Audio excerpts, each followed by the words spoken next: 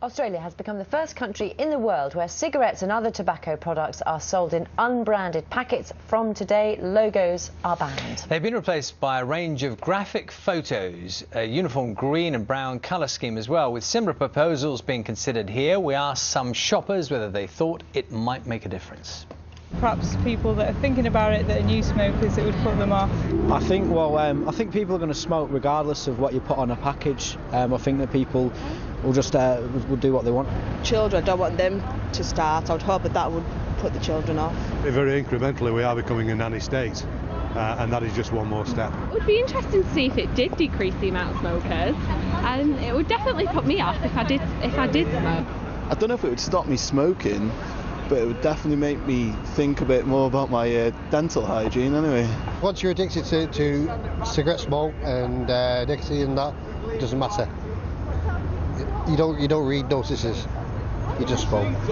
Interesting hearing people's thoughts on that. Andrea Crossfield is from the anti-smoking group Tobacco Free Futures, and Simon Clark is from Forest, which advocates smokers' rights. There is a sort of thought process that goes through quite a few of those voices, along the lines that if you're already smoking, then the packaging won't make any difference, but that to stop people starting, it could be significant. Can you buy into that, even from your standpoint of wishing people to have the freedom to choose?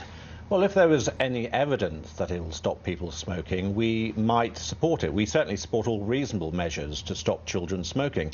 But there's just no hard evidence whatsoever. And this government always said that it would introduce legislation on an evidence-based position. And there's no evidence here.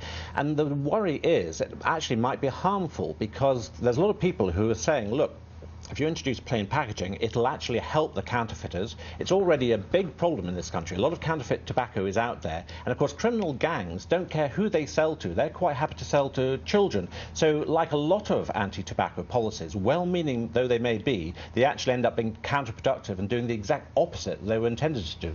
Andrea, what's your view? I mean, we've shown here on Breakfast, I'm sure we can see again some of the images that are being used on these cigarette packets in Australia, and they are disturbing images. So what is your view? You think that is actually an effective way of putting people off, do you? We do. The government has already put in place a number of measures. They stopped all tobacco advertising in broadcast media. Have you got evidence? Because Simon's talking about evidence. Have you got evidence that it does? There are a number of peer-reviewed studies, a very large number from across the world, that show that standardised packaging is much less attractive, particularly to young people, that the health warnings stand out much more prominently, they're much more salient for people, and that the standardised packs reduce the ability of the companies to mislead people about the harm tobacco causes. With respect, those reviews are totally subjective. We've had graphic health images for several years in this country now. Can I just pause you both there? Thank you. Hayley says, and let me put this to you, Andrea, says, smokers are already feeling guilty for their addiction, and there are many people trying to give up, but this bullying will not help people, it just gets them angry. So that's a view of, some smokers out there just fed up with people telling them. This isn't a measure that is about prompting people to quit. This is a measure that is about stopping young people starting. 150,000 young people start smoking in the UK every year, and we have to do something about that. This is a measure that is very publicly popular, actually. Cancer Research UK released a study today, a YouGov study. They showed people the Australian packs, and 2/3 of people would support the government introducing this measure. So it's something that will both work and will be popular. I have to come in there. The government has had a public consultation on plain packaging. It's had about 700,000 responses, and 500,000 of those are actually opposed to plain packaging. So, Andrea, don't come on this programme and say there's public support Let me just run another of our emails we got in, because it's quite interesting to hear what people say. This is Chris via email, who said, that packaging, referring to the images, may not have stopped me smoking, and he says I gave up 30 years ago. It would certainly make me think before I started smoking in the first place.